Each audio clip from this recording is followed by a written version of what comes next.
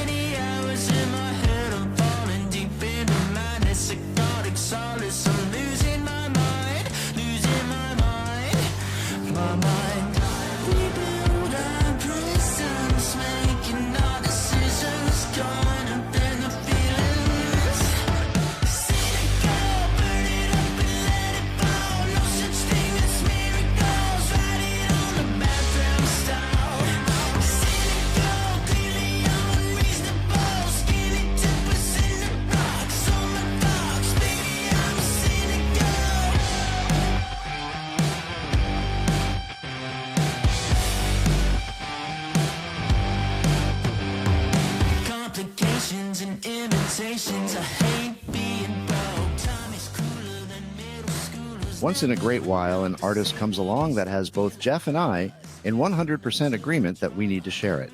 Jaguar on Mars is such an artist. The brainchild of Jacob Cade, Jaguar on Mars may be a one-man show, but you wouldn't know it from listening. Jacob's inspirations are not who you would think. Not because we didn't know them, we were surprised by how much we knew them. What makes Jaguar on Mars unique is that you can hear the influences while still hearing something entirely new, unique, and fuck it, downright refreshing. Jacob stopped by Thunder Love Studio to talk about all of this and more.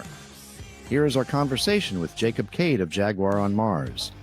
Hey, Troy. Jacob Cade. I hope I'm pronouncing your last name correctly. Yes, perfect. Awesome. Yeah, welcome. I got to tell you, both Jeff and I are big fans of your work. Oh, amazing. Yeah. Thank you guys.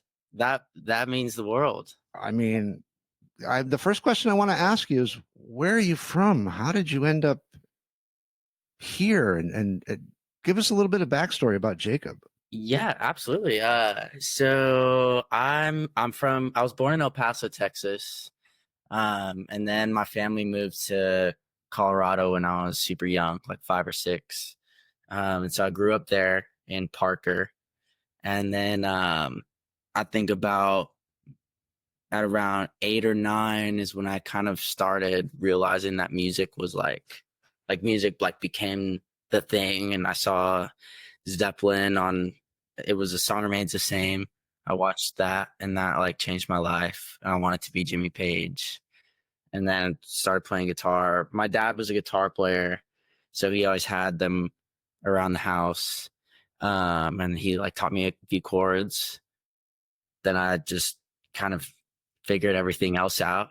Just tried to play along with Zeppelin tunes and learning how to solo and just making noise at first until finally something just clicked. It was oh, okay. And then, somewhere along that journey, I decided I wanted to write songs and started playing just wherever I could, the school talent shows and whatever. And eventually this one band guy we were at Guitar Center and I was playing. This guy had a cover band and he was hey man, do you want to come and we're playing in Parker at this dive bar. You want to come? I was 11 or 12. So. No way. Yeah. Yes. The video is on YouTube still. we played Back in Black, and that was my first like show, right? Mhm. Or that feeling, and I was like, Now, "Man." how old are you now? I'm 25 now, Okay, so because Keith and I are both, we're both Older. older rockers. right, We don't need to feel the need to divulge how old, but right. we're of a generation where you could say, oh yeah, I was totally inspired by Zeppelin, but you're a younger guy. Like Zeppelin is like that's your dad's rock and roll, Yeah, man. very much. Yeah. So I mean, that's what eh, he was always playing that music. It was always Zeppelin. Van Halen 1 was like for a long time the only thing that was in his truck, which would be where I rode all the time to like school, practice, and was playing sports and stuff like that. So it was like I was just like that was the only thing that was happening, and I was just like the coolest. Yeah, that music is like what I grew up with because of him. Um, and Guitar Hero too, which is Oh, wow. Okay. I remember that was like one of my buddies had that game, and he got it for the first time when I was over there, and um, this was again like around that same time, like 8 or 9, and I was like, man, this is like my dad's music. Like my dad plays all this music, and so that was also like a catalyst of the whole thing. But yeah, it just like stuck with me and for forever. Up until like I want to say like 2017, 2018, I was like the only like I never really was like listening to anything that was coming out like recently, like um until I discovered the 1975 and Neck Deep, and those were like the two bands that really for me I was like, oh my gosh, what is this shit? This is like going on now. Like, you know what I mean? Like these bands are like actually happening right now. And so that like sent me on this like the more modern like trail of like music and production. And then eventually like figuring out how to do both with like this Jaguar on Mars thing. Right. But anyways, yeah. So I guess that all that's kind of how I got into music, and then started playing and writing my own music. And I actually wrote like an album and got to record it because someone we knew had like a studio in their basement or whatever. Oh, wow. And I was like 14 at this time, and like finally started playing shows like in the music scene there, with the help of my parents, obviously, because they like had to be around. I would imagine. Yeah. And so my dad actually played bass in my band for a long time. Nice. Cool. So it was like a whole family thing. And that's kind of how I got introduced to the whole, playing shows and how it went and such and such. And then eventually went on to form a band called The Broken. And that lasted for a few years. We formed in like 2019, after I kind of wanted to go in this like more modern direction. And I met the guys, and then 2020 happened. We came here during that time and made an album. So that's how I kind of got more acquainted with Nashville and met other people that were from Colorado that moved here, and they're like, you gotta come, like type of thing. And so then The Broken ended up doing some cool tours and releasing music, and people really dug it.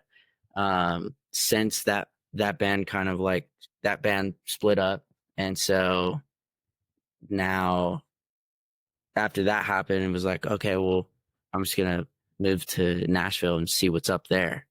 And so I've been here for about a year now.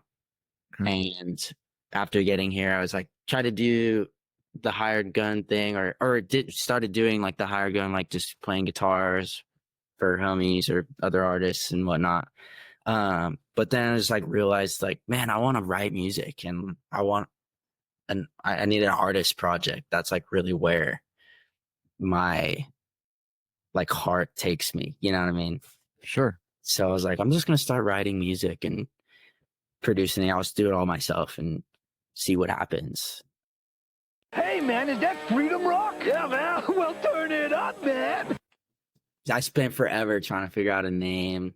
Yeah, I'm going to ask you about that. Yeah, it was like a whole like ordeal, a whole like battle of, with me and myself of just what am I gonna call this thing? I had like a whole like notes thing on my phone.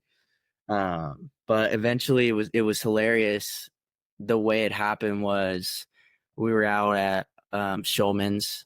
If you guys know, it's like a bar in East Nashville, and just having a drink, and I'm just there. I'm like almost like just like I gotta figure out a name to call this thing, because it felt like this like hang up, because I had a bunch of songs like ready to like put them out, and then I have a credit card that's leopard print, Mm-hmm. and I like went to go pay, and I put it down. I'm like, that's kind of sick, like leopard print, like something like a big cat. What's a big cat that like, there's like, because I know there's some of these like Def Leppard, there's like freaking cheetah is like used all the time. So I'm like, what's one that like I haven't really heard of? I'm like, it was Jaguar. Jaguar is kind of cool, and I like have I love like cars, and wanted to kind of like have something that could be like, hot rods and fast cars and stuff, and but also just be like really easy to like to see, to envision. So you see like Jaguar, it's like, oh, like, the animal print, Yeah. And it's like, that's kind of sick. Okay, so like how am I?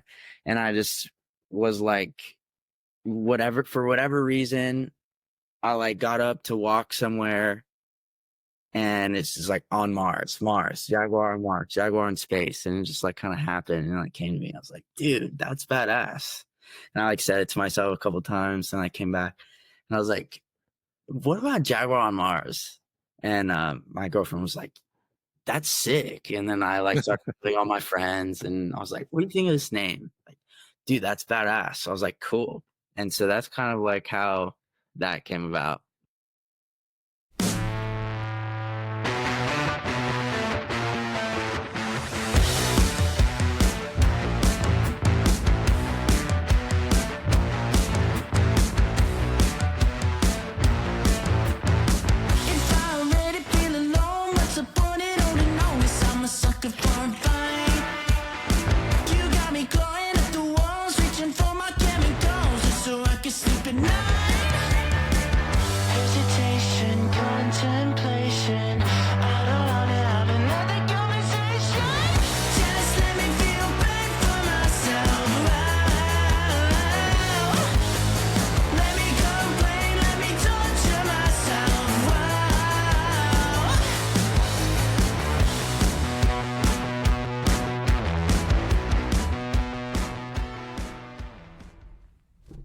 Oh man, I'm so glad to hear you name check Van Halen 1.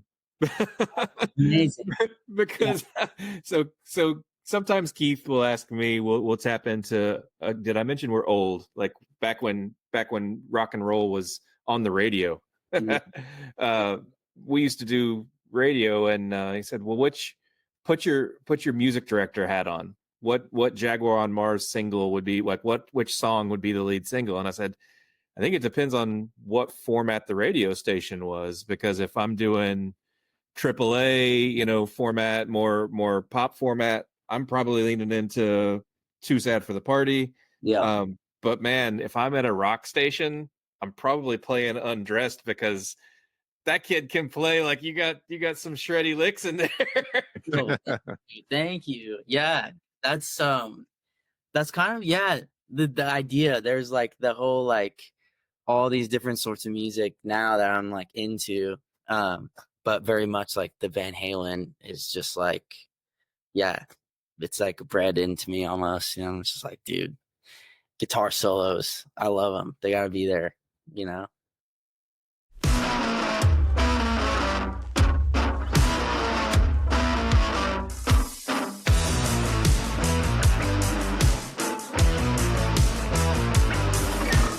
Any way you want it, I don't wanna be fair. I'm in love.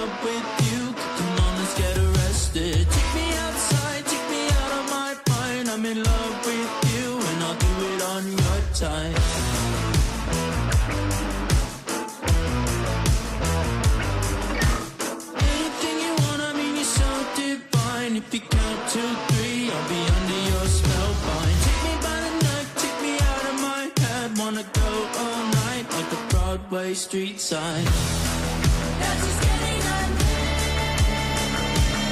Who am I fooling again? In a meeting of sin. And now I can't let it go.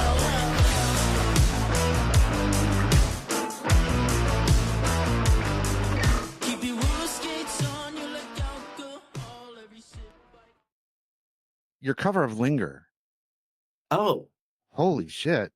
oh my gosh! Thank you. That's fucking incredible. Did you do the whole song or just that bit that's on Instagram? I just did the bit that's on Instagram just Cool. because. So the way that actually the reason that happened was that a friend a friend he Okay. was like, hey, I have this guitar, it's been sitting on my bed for forever. I wonder if there's something wrong with it. I wonder if you could just like take a look at it and whatever. It's like a Taylor acoustic. And I'm like, well, yeah, I can. I was like, I'm not a luthier or anything. But I know I can, if it were an electric guitar, like, yeah, no problem. I can like set it up or do whatever. But I was like, yeah, but I'll like take a look at it and see if I can help in any way. And so really all it needed was I just like adjusted the truss rod and like, tuned it up, and I was like, yeah, it sounds great. And that was basically just I recorded myself playing that to send to him to let him know like, hey, it sounds great.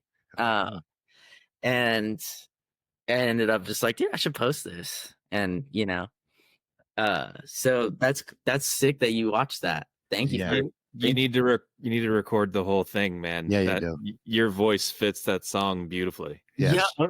Well, I will actually. Then that's really encouraging. I love. So there's a band called Royal Otis that's around right now, and they did a cover of that song, and it kept popping up everywhere, and I kept hearing it. I was like, dude, this is awesome. And so I was like, I want to play that and figure it out. So that would be cool to do a cover of that one. I've got like a few songs that have been floating around in my mind that to do like a full cover. I did Harder to Breathe by Maroon 5 a while ago, a couple months ago, that I like did a video for on YouTube and stuff. How dare you say that my behavior's unacceptable? So condescending, unnecessarily critical. I have a tendency of getting very physical. So watch your step, cause if I do, you need a miracle. You dream me, try and make me wonder why I'm even here. This double vision I was seeing is finally clear. You want to stay, but you know very well I want you gone. No fit to forget, trend the ground that I am walking on.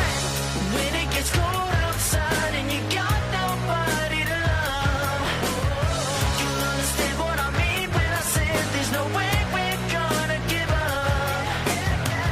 Like a little cold cross in the face of a monster that lives in our dreams. Is there anyone out there? Cause it's getting harder and harder to breathe. Is there anyone out there? Cause it's getting harder and harder to breathe. What you are doing is screwing things up inside my head. You should know better, you never. So that's like the one Maroon 5 song that I can tolerate. Oh, Yeah.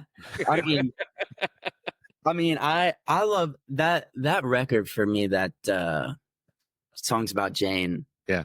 I love the tones and like the arrangements of the songs and everything. They were like a rock band, more. Yes. you know what's crazy is before they were Maroon 5, that Kara's Flowers record that they did is an absolute stone cold killer, and it doesn't get any kind of love. Oh, I need to like. Look it up. Kara, Kara's Flowers. Okay. It's before they changed the name and changed the look. They're just kind of a power pop band, and that whole record, start to finish, is baller. Sick. Okay. Well, amazing. I am going to Kara's Flowers. Yeah, I never even knew that was a thing. Amazing. This is what happens when you hang out with Keith and Jeff. Yeah, exactly. You learn crazy shit. I need to do it more. Right now I'm nonstop listening to this new Jack White record that he just put out. That's one of the notes I have here is Jack White and inspiration, because in particular, Bad for Myself. Mm-hmm. I hear like some of the vocalization of the Raconteurs. Oh, amazing. That's And- cool. That's really sick to hear. Yeah, no, I'm mega Jack White. He's a mega inspiration for me, especially just like the way that I love when people just like approach music or guitar or whatever it is in like this weird like way that is just like not like anybody else really, which is very much him. And it's like he has this like it's Jack White, you could be like you hear it and that's Jack White. You can like pinpoint it for whatever it is, where it's like the fuzz or like, the way it looks, the like plastic guitars and that kind of thing. And I love like the minimalist thing, which he's not really doing now. He's got his massive pedal boards and everything, which is also cool. But he's like It Might Get Loud. Yeah. That movie freaking changed my life.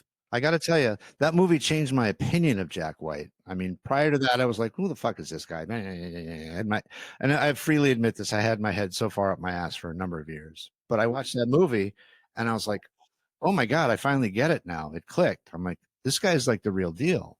Yeah. And Yes. I was hook, line, and sinker from then on. Amazing. No, that's I mean, same thing for me. I like really at that point before watching that, I didn't know who he even was. I knew the song like Seven Nation Army, but I didn't know like, oh, Jack White that's Jack White, Right. Man, he's like now become, like a very big inspiration as far as like as writing, like even like attitude and just like doing something, being okay with doing something that's not popular or that it doesn't like sound like what's coming out now. Cause I always get in that rut of like, well, man, like my shit doesn't sound as like poppy or like that, the same like vocal stuff, that's hitting right now, or, it just does, it's not like anything else that I'm like, but then, you think about it and you're like, well, why I don't want to like, that's a good thing. It's like, you want to be your own thing. And just because it doesn't sound like anything else that's happening doesn't mean it's not good. It's just like different. And it's like your own vibe. So you're producing your own stuff. I am. Yeah. All just in this room, actually, in here. I got bass, and then I run everything through the quad cortex. I have a quad cortex, so I run like guitars, bass, and vocals in through it, and like put fuzz and stuff. And this is the one of the guitars that I built. Actually, it's basically a replica of the 5150, the Kramer, and programmed drums and programmed drums. Yeah, it's all. I use this. It's Cult Drums is the name of the company, and then they have this tape drum instrument. It's a contact instrument, but I bought it and I didn't realize that I needed to have like the full version of contact or something. I didn't have something to like be able to play the actual instrument with like a MIDI keyboard. So what I ended up doing was I used the samples, because they give you like the sample pack. So direction wise, and I'll tell you, there's a couple of tunes that you've published that you say Royal Otis. I get Royal Blood. You got some Royal Blood vibes, which is that's a 2-person band. Mm-hmm. But I've seen some videos where you're rocking a 3-piece and you've got a live drummer. So like, is the live drummer the future of Jaguar on Mars, or do you think you're going to keep self-contained? I think no. So actually, on Monday, I'm getting together with a buddy of mine, Ted. His name is Teddy Bolt, but he's an artist named Teddy at Night. he's a killer drummer, and he drummed on the last show with me. He's gonna throw down some real drums on the next like 5 tunes that I have lined up, which will be the first time we'll have real drums, which I'm excited for, because I think there's definitely like there's a lifeness that, like, a humanness that a real drummer brings, you know what I mean? And I think that it would be interesting to hear that with the, you know, music that I've been making, that kind of like the vibe, just see like how they interact with each other, you know? So yeah, I definitely like I'm pro drummer always. At least feel wise. Than that like energy. I think it makes the music better, I think, you know. So I'm excited to start doing that again. Do you have any concerns about it influencing what you're hearing in your head? Yes. It has crossed my mind. I've been like, oh man, like what if it just doesn't really do the same thing? But I think what's cool about Jaguar on Mars is that it's kind of like it is my thing, and and it's not a band yet. Who knows? It could turn into one. But I think, sorry about that. I think the beauty of it is that like I can, with it being like my thing, I'm able to like make decisions and be like, yeah, oh, it's like, this is what I'm hearing, you know. And it's less of like, you know, if it gets a little too like left field for what I feel like it should be, then I can, you know, I have the liberty to say like, hey, no, like this is really like what I've been envisioning, you know. So that, you know, that's definitely crossed my mind. But there's also something to be said for like, I think letting go of being in control always. I think for me, that I've had to kind of get over. You're gonna have to now. Yeah, exactly. It's like, yeah, just like release it. Cause one of my friends I'm producing a song for, it's a band called Veretta. It's 2 twins, and Mike is one of them, Mike Maroney. We were writing and talking about this subject, and he said something. He's like, man, sometimes you just gotta let your talented friends let somebody just like give them a chance to show you what they've got, and they might surprise you, and you'll just like freaking be like, wow, I'm so glad I didn't even like say anything, and I just like gave it to this person, and they just like ran with it, because, you know, who knows if we would have reached this same product of like, you know, that was badass if I had been like nitpicky like from the get, you know. Mm-hmm. And so I think there's something to be said about that too. A sly declaration of new classic status slipped into a list of old safe ones. Very pussy. How about fucking Beethoven?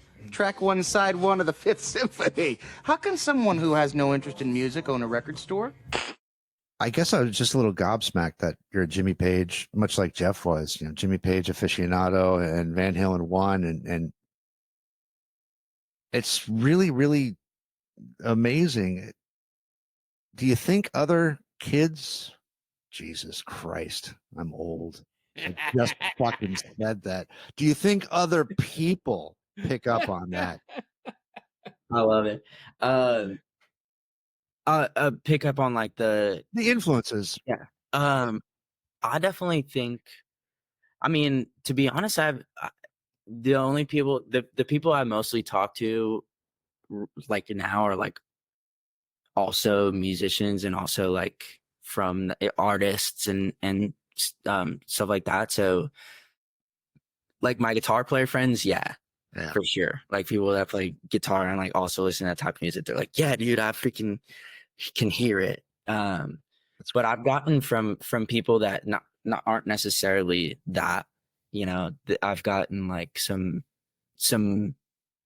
not wild, but things that I haven't really like I never really thought would like would work. Like, Cage the Elephant for sure. People have said Cage the Elephant. I guess some Harry Styles stuff, especially like Too Sad for the Party gave like some Harry Styles and Muse on a couple I could hear that.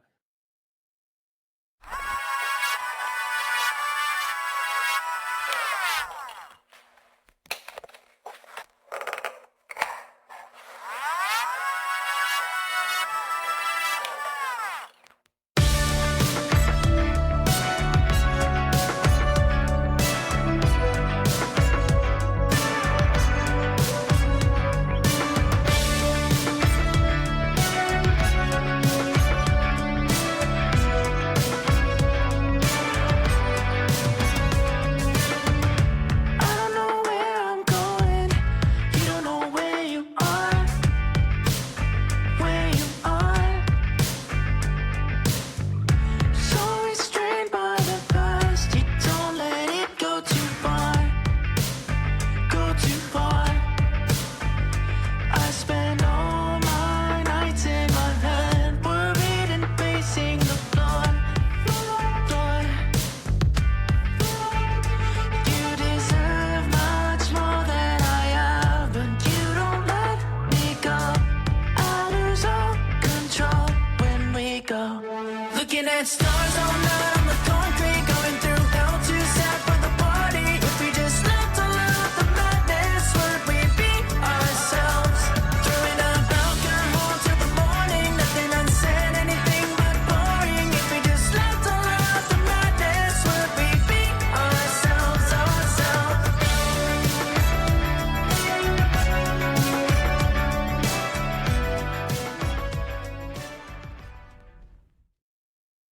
I'll tell you what the kids think, Keith, because I played it for my daughter. Yes. so- Amazing. So, the 13-year-old demographic, I'll tell you what they're hearing. Beck, and this is specifically bad for myself. Okay. Beck and Fits in the Tantrums. Oh man, sick. I love that. See, like right there, I would never have ever guessed, I never would have said that those two artists would be. That's so awesome. Well, I think you've got to pick which Beck, right? Because every other album for Beck is sad Beck. I think she was referencing pop Beck. Yeah. No, I love that. And yeah, like a full disclosure, I'm my knowledge of Beck's catalog is very, very limited. I've never really like super got into his stuff, not because I don't like it, just because Sure. So that's like really cool because it's like, someone like your daughter's like taking her, what she knows about music, and somehow it's like all like I just think that's cool, like the world of music, just like even though like I've never really heard or like studied any like Beck songs or anything like that, it's still kind of like we all meet in the same place because like it, Yeah. music really is like 7 notes, and a lot of effects. It's like crazy that we're all just playing in the same sandbox, really. Well, I think what sets those artists apart and where they've had pretty long careers, the both of those references, is I think Beck and Fits in the Tantrums both feature a pretty distinctive and a pretty strong male vocalist. So I think you've certainly got something to lean into with the quality and style of your voice, and that maybe that's why Keith and I both were like, that cover song is like, you're definitely onto something there, because your voice is like, you don't cover that song if you can't sing, right? Like, right. Well, thank you, man. That's like really cool to hear because starting with guitar, I was always like singing definitely came second. It was definitely like not like, and then wanting to be Jimmy Page and Van Halen, and that those are like guitar players and they didn't really sing, and so the singing actually came from from Billy Gibbons. I like had a Ah. song where I was obsessed with ZZ Top, and I was like, man, he just sings and plays. And also a mega Michael Jackson fan. Michael Jackson was like the first. Yeah. As far as being a performer, he was the first one I like saw, and I was like, that's cool. I want to do that. I don't know what it is, but that's sick. Like performing in front of people, and then it's like Thriller's like the most insane album as far as like composition and production, just like very like he's like pioneered this thing. But in any case, so that being said, like vocals coming second, I like had to learn how to do it. It was like, man, this is like hard, type of thing. And so I was able to take some voice lessons and kind of like figure out like, okay, how does this actually work? Because I would like blow out my voice, and then I wanted to get better and like be able to like sing and not blow out my voice, or get to like higher registers and do cooler shit. And so after just like like practice for like, I mean, every day I was like you sing in the car or sing wherever, and that it's like fun. So it's really cool that you say that. It's like I'm glad you guys like it, because it's always been one of those things where I'm like, man, singing, man, I hope, I've been working on it and type of thing. So, yeah, it is. And to hear you name check Billy Gibbons again, I don't know if I was shaking my head. I'm like, God damn it. All right. Dude, legends, man. Legends. For sure. Like, You're an old soul, Jacob. Yeah. Very much. And yeah, I wear proudly, I'm just like freaking that stuff it's like, I mean, so I always, whenever I'm like here working or whatever, and if I ever run into a snag or something, or I'm just like, something doesn't work, or some technology or whatever goes down, I'm like, I'm like, frustrated.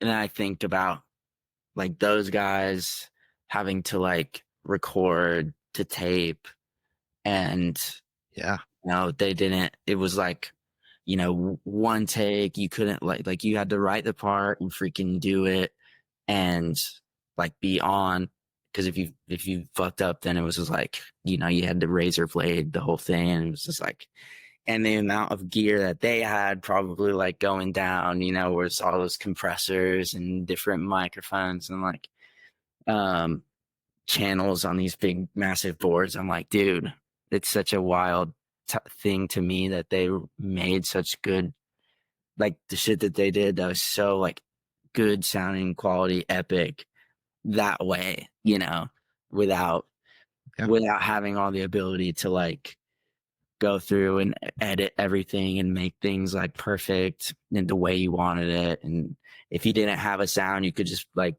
go grab a plug-in or something like that, or have all these different amps like right here on the quad.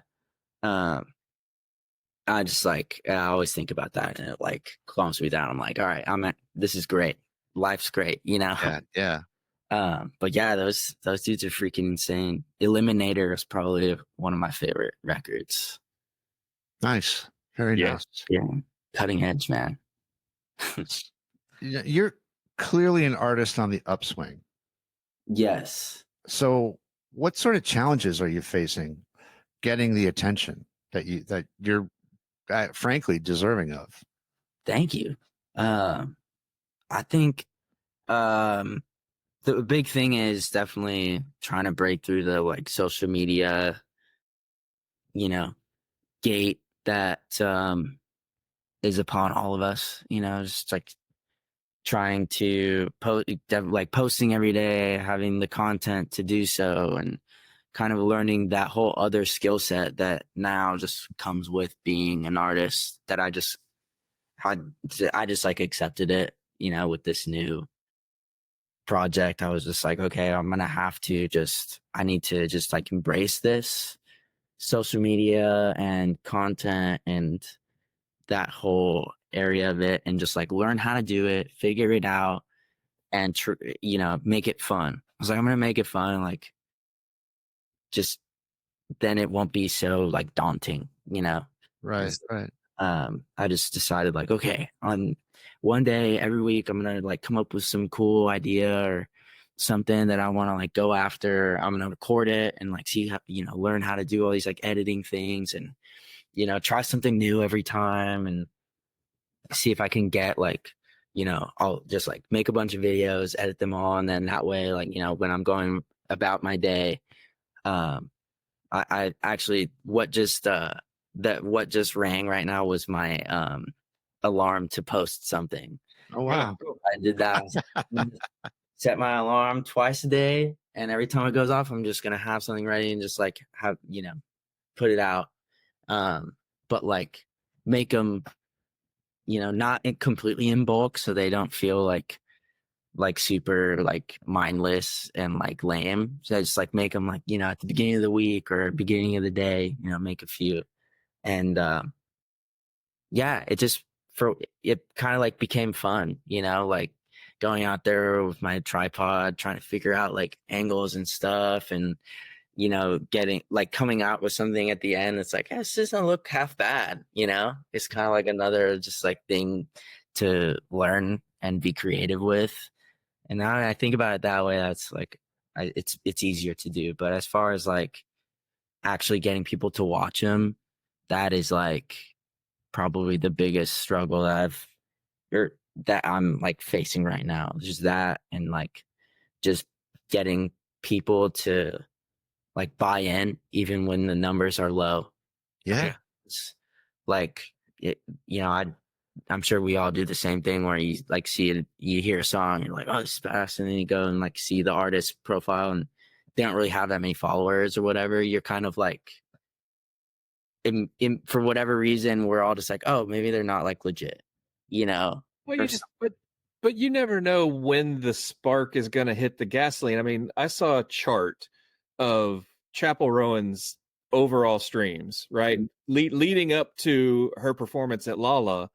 She just performed in front of the biggest crowd ever at Lollapalooza. People don't realize she was a grinder, like working hard for almost a decade before really that graph kind of lingered down here, and then all of a sudden, boom, straight to the moon. So you never know, man. Like it wasn't that she was putting shitty music out 10 years ago. The talent was always there. It was always evident to everybody. It's just who knows when it's gonna. Who knows when the planets are gonna collide, and then it's just this like, I mean, dude, she's like, that is insane what's happening to her right now. I'm like super stoked. For sure. Yeah. I can't imagine that just like all of a sudden just like massive like that. But yeah, I mean, like I've heard her like the earlier stuff that she's done, even before that Lollapalooza show where she like became, Chapel Roan. I was listening to her stuff, and it was freaking cool. Like the production on those albums is just like, it's different. It's like rad. The like synth wave, like poppy dance thing, and like she's so charismatic with her voice and the way she sings things, just like even through like the speakers. Yeah. Yeah, I was a fan. I was like, dude, this is awesome. And then all of a sudden, people were like, dude, Chapel Roan. And I was like, oh yeah, what about her? She's like insane now, like everywhere. Yeah. Everywhere. Yeah. And it's funny, like now, like for the first like month or two that I knew of her, the only time I ever heard her music was if I put it on in the car. Mm-hmm. And then now it's like, you just go to like this store, you just go out in the world, and it's such a wild thing to like witness, Yeah. But it just goes to show, like, you never know when that spark is going to catch. I mean, the talent has to be there. Yeah. Yeah. No, I totally agree. Powder keg, man. Boom. That's And I got to be honest with you. I don't mean to be a contrarian, but even if I see low numbers on an artist I'm like, I will shrug my shoulders and be like, huh, all right, well, okay. Well, we do a lot of that. Looking at, I mean, I'll put one right in your backyard, Jacob. Dungeon of Skeletons, one of the best bands in the universe, right there in Nashville. And you look at their numbers, you're like, well, these guys should be like megastars. They should be everywhere. And their numbers are still kind of local. Yeah. No, I mean, I totally like am of that opinion. Like, I mean, especially like being one of those artists that doesn't really have like any numbers. I'm like, whenever someone's like, yeah, it's my music, like check it out, I go and I'm like, all right, hell yeah, hit the follow and like listen to whatever they drop. And I think it's like, it's definitely, it's the struggle that we all kind of just ride with until, like you said, like the time hits and you post one thing and then it explodes, and then and then you've done it, and then it's like now on to the next like set of struggles that is upon you, which I'm sure there's many that, I would imagine, when I get there, then it's like, you would love to have Chapel Rowan's problems. Oh my God, yeah, please. Yes, that sounds amazing. But no, yeah, it's like I think also like I remind myself to just like enjoy the journey, right? Because everyone always says that, and I think it's moving out here being here is the first time I've been like away from my family, and I think back more than ever. I'm like thinking back on like my life and things I've done that almost were kind of like mundane to me at the time. Like I didn't really like, almost like took them for granted, like just little things. And I'm like, man, that was like fucking cool. And that was fun. And I like missed that, but at the time it was like, I just want to be in freaking Nashville doing something else, doing whatever, or on tour, like away from this place. I want to be like gone from here, right? I was always like looking away from it, right? And so that's kind of, I'm in this place right now where I'm like, I just want like to look around at everything and just like take it in wherever I'm at. And that way, when you eventually, because we all grow and we all like leave where we're at, right? Yep. You can do it. And like I enjoyed that, I like was fully there, and yeah, it's like enjoying and trusting the process has been something like a mantra that I have been trying to like I've been saying to myself.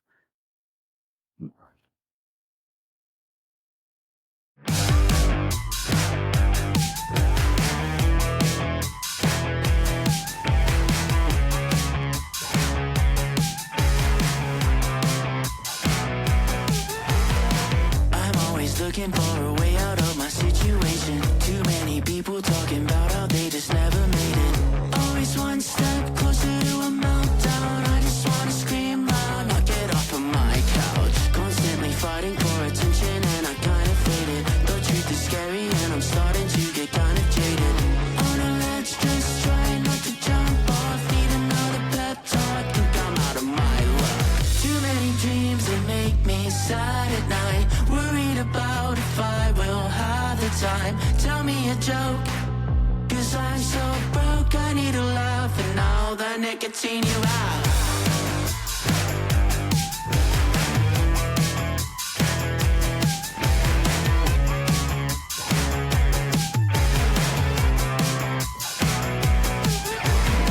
I'm insecure and nothing more, maybe I'll give it up. Start playing weddings like Adam, get speeches off the cuff. The last show that Jaguar on Mars played was at a skate park. Saw that, yeah.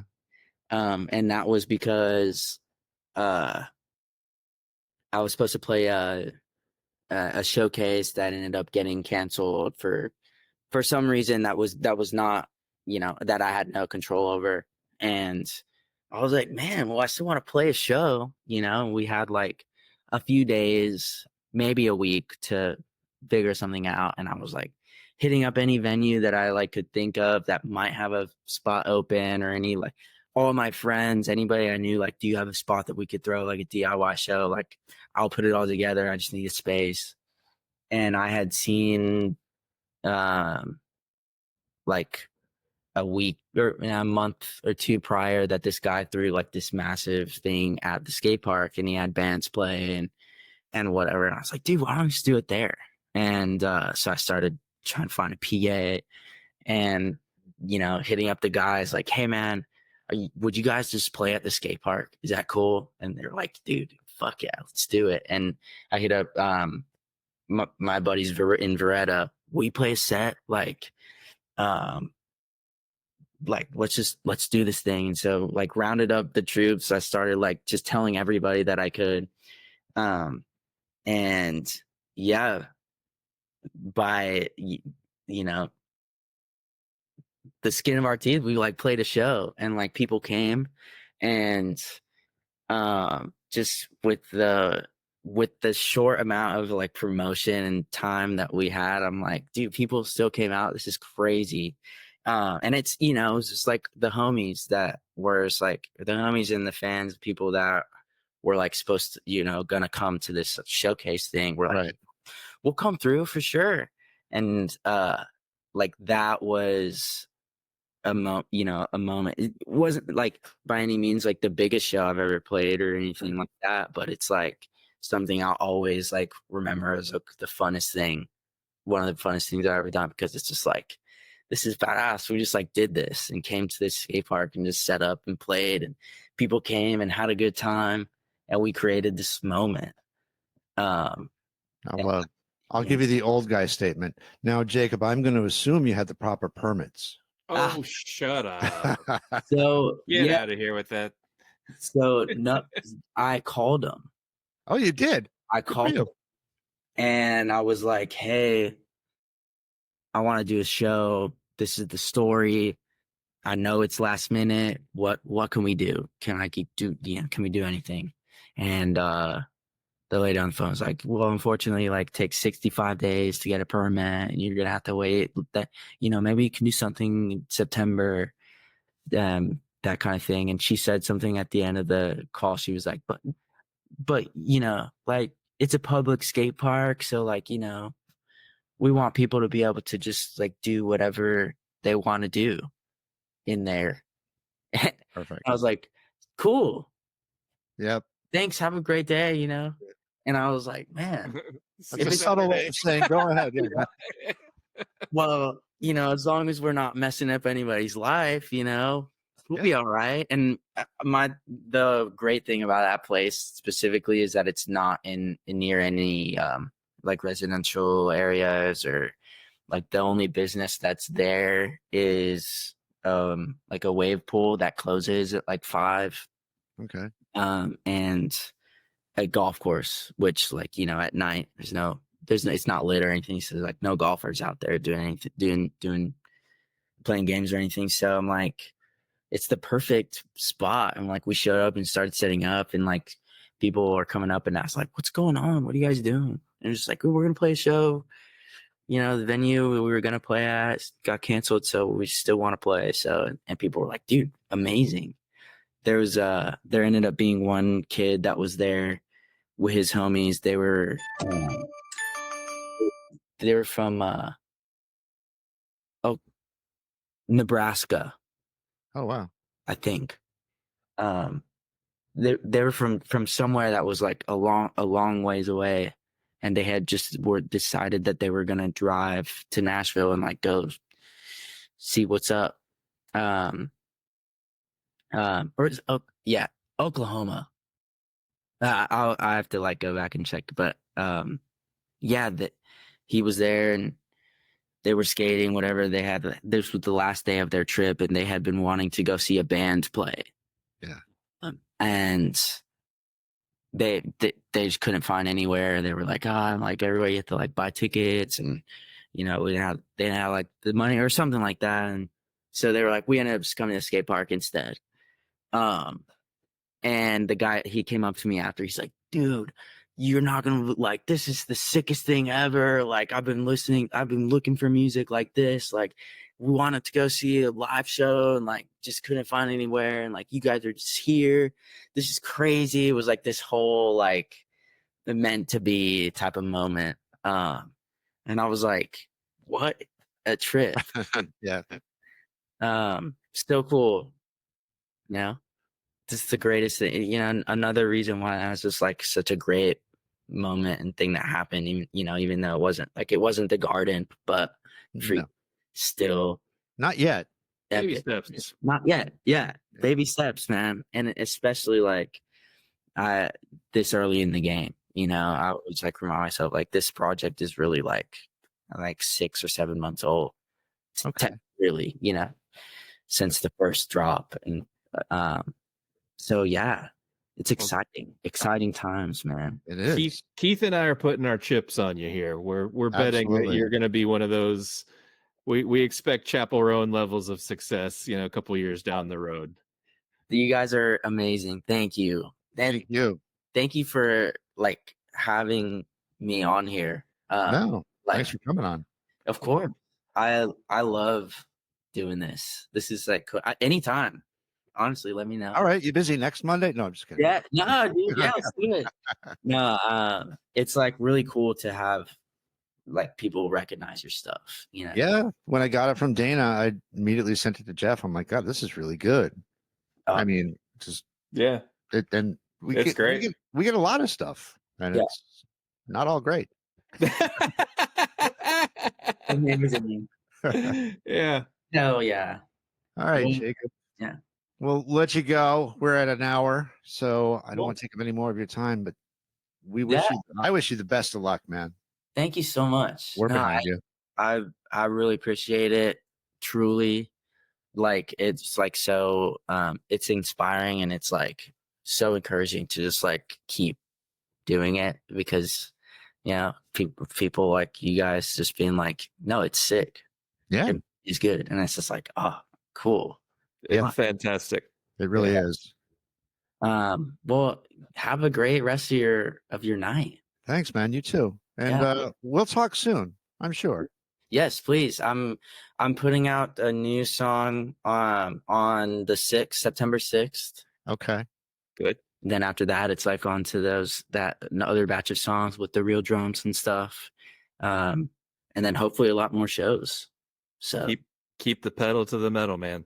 Yes. Sure. Hell yeah. But yeah, let me know whenever. I will. I want to do it again. All right. Cool, man. Thanks, Jacob. Appreciate the time, buddy. Take care, man. See y'all. See ya. Thanks to Jacob for taking the time to talk with us. Extra thanks go to Dana Gordon. Be sure to check out the show notes for links to Jaguar on Mars music. You really should check it out. This episode of Abandoned Albums was written and produced by Keith R. Higgins and Jeff Calhoun. The show was recorded at Thunderlove Studio, where it was engineered by Daphne Morris, with help from Penetration. Abandoned Albums was edited by Vic Titball, with help from Clem Fandango. At the beginning of this podcast, you were treated to a diverse selection of music, including the soulful sounds of Forever by Little Steven and the Disciples of Soul, the indie vibes of Velvet Roof by Buffalo Tom, and the raw energy of Nevermind by The Replacements. Our theme song is Kiss the Earth by The Renegades. You can stream all of these artists wherever you stream your favorite music. The songs you heard during this podcast were Cynical, Bad for Myself, Undressed, Harder to Breathe, a cover of the Maroon 5 song, Too Sad for the Party, and lastly, Nicotine. All of these songs were performed by Jaguar on Mars. You can stream Jaguar on Mars wherever you stream your favorite music. Please support independent artists. Original music by Mike Pellegrino. If you like what you've heard, please remember to subscribe and leave us a rating. It helps other people find the podcast. Thanks for listening. Grazie. Bailey Leaf, Rob Janicki. Mike Pellegrino. Farina Vella.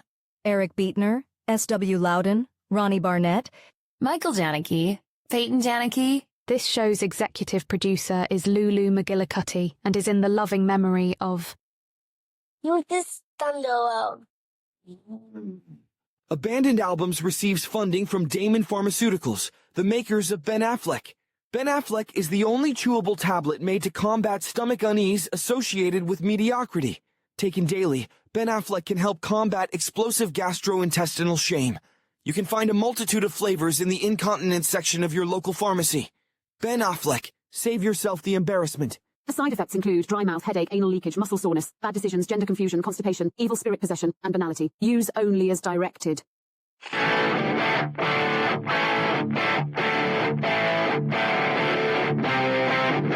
now, until we meet again next time, I remain as always obediently yours. Abandoned Albums is a production of Paw Print Media.